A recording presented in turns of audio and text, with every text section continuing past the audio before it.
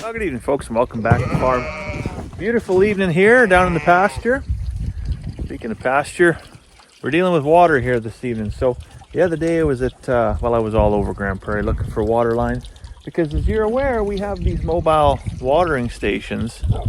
This might be the last day that these are in service. Certainly right here anyways. So what I do is I take a 1 cube tote, fill it up with water, short little garden hose, float valve, and a water trough.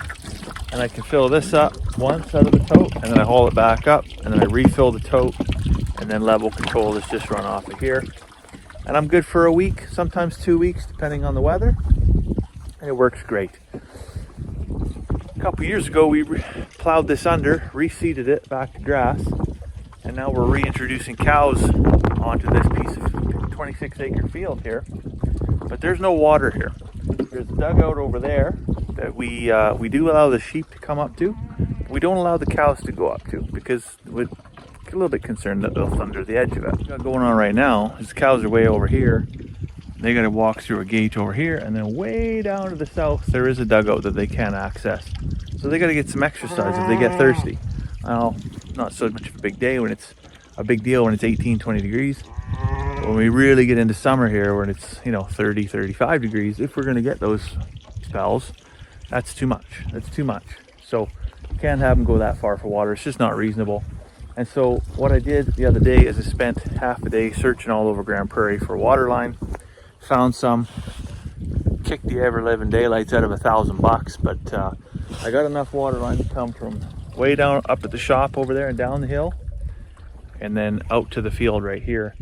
And then I got a whole mess of fittings from the Home Depot, got $100 worth of fittings.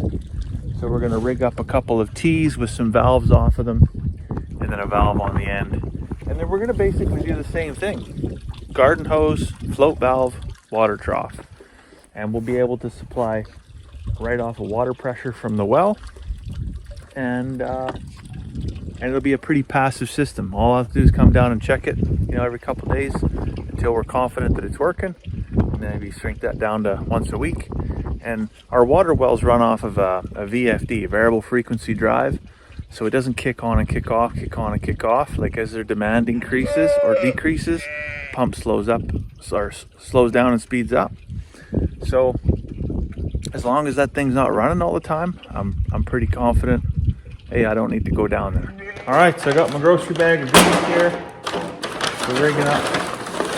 These are the water shut-off valves I'm going to run. It's plastic or nylon, I guess. 3/4 inch NPT on both sides, and then 3/4 inch NPT by 3/4 inch barbed poly fitting.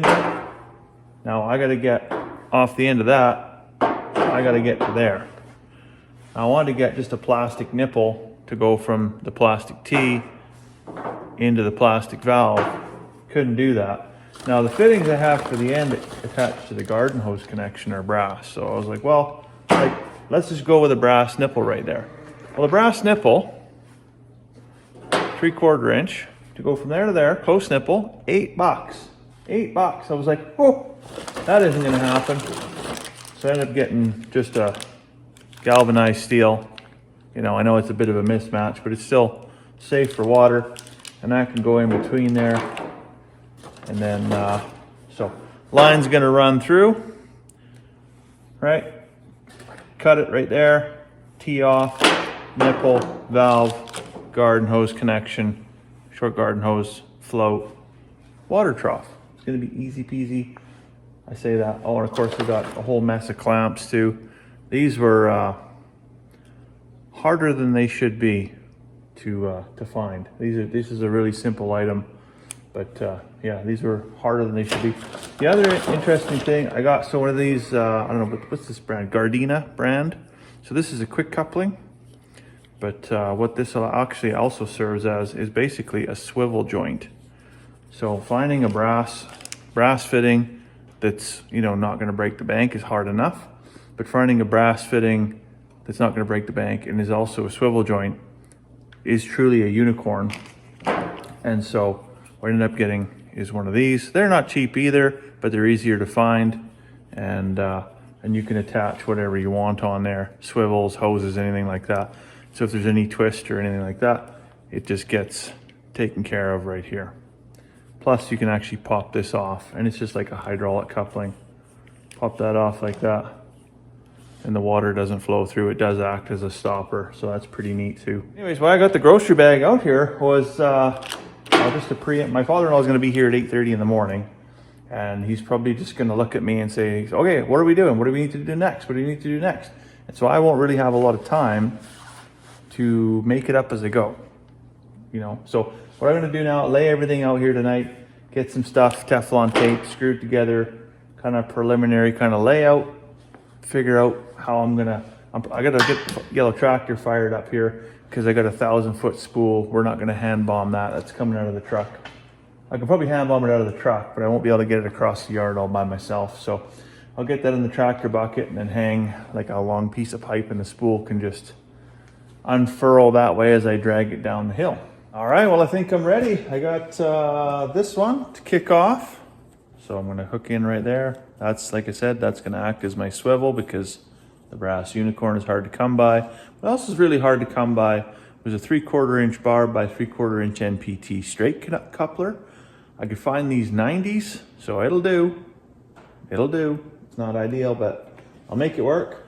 And then I got T nipple valve, 3/4 inch NPT by 3/4 inch garden hose, 2 of those. And then for the very end of the line, again, 3/4 inch by 3/4 inch NPT, 90-degree nipple, valve, 3/4 inch garden hose connection. We're set. No more packing water like a peasant. No more filling up water trailers, although that is a very, very viable option for a lot of people. And if there weren't 30 cows out there, it would not justify the financials for $1,000 worth of line to go out there. Because I mean, if that were just for my sheep, I gotta sell a lot of sheep to soak up $1,000. I really, you know, that eats a lot of profit margin right there. So if it weren't for the father-in-law's cows and how much water they drink and the inability for us to really effectively pump that amount of water twice a day, we probably wouldn't do that, but we're doing it. And so that's these connections here for the middle are going to go off to the sheep. This one's going to go to the cows. So I will reap some benefits from it. I mean, I'm putting in the work. I did all the shopping. I got all the logistics figured out. Why wouldn't I? If I'm going to run a pressurized water line right by the sheep pen, it would be foolish of me to continue doing what I'm doing and continue to pack water in those trailers. But the caveat for this all is this is not a forever solution. This is a summertime solution. So, you know, between Easter and Thanksgiving, I think rule of thumb, this will probably work. Outside of those months, it'll be way too cold for this to work. I'll probably end up with cracked water lines. You know, that'll be really hard on the well, and all that, a bunch of repairs and all kinds of stuff. So a few friends have said, well, like, what do you think about like just ditch witching it and plowing it in, you know, a couple 6 inches below grade? Here's why I don't want to do that. So in the fall, when it gets cold, at whatever time it gets cold, I can literally go down to the field and I can pop all these valves open and I come back up to the hill, take the end off, and I can walk that whole hose out, basically walk it out until it's completely drained and dry. If I bury it, I can purge it out with air, but there may still be, you know, a spot, a divot, a dip, whatever, where water can be and stay and settle and freeze and crack the line. And then I have just a subsurface leak that I'm going to have to still go in and excavate and make a repair. So why not bury it below the frost line? Well, the frost line here is about 8.5 to 9 feet. So on the side of a sheer hillside, getting a track hoe in there to ditch a line in 8.5 feet down is real expensive. It's going to make that $1,000 worth of line look like chump change. So not going to do that right now. Although later on in the summer, I am going to get a track hoe in, and on the other side of the farm completely, we're going to try and ditch in a water line for a permanent waterer out behind the barn and a water hydrant beside the barn.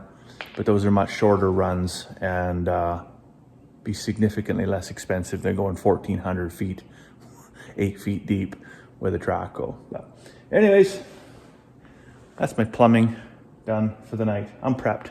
I'm ready for 8:30 in the morning. Got my tire pumped up. I'm gonna put the battery charger on here. I think it'll start, but I'm gonna put the battery charger on here anyways, just on a trickle, just so I know it starts in the morning, so I don't have any hiccups or delays. And then I'm gonna go for a cup of tea. So I'll let you go for now. Hope you're having a fantastic evening. We'll see you tomorrow.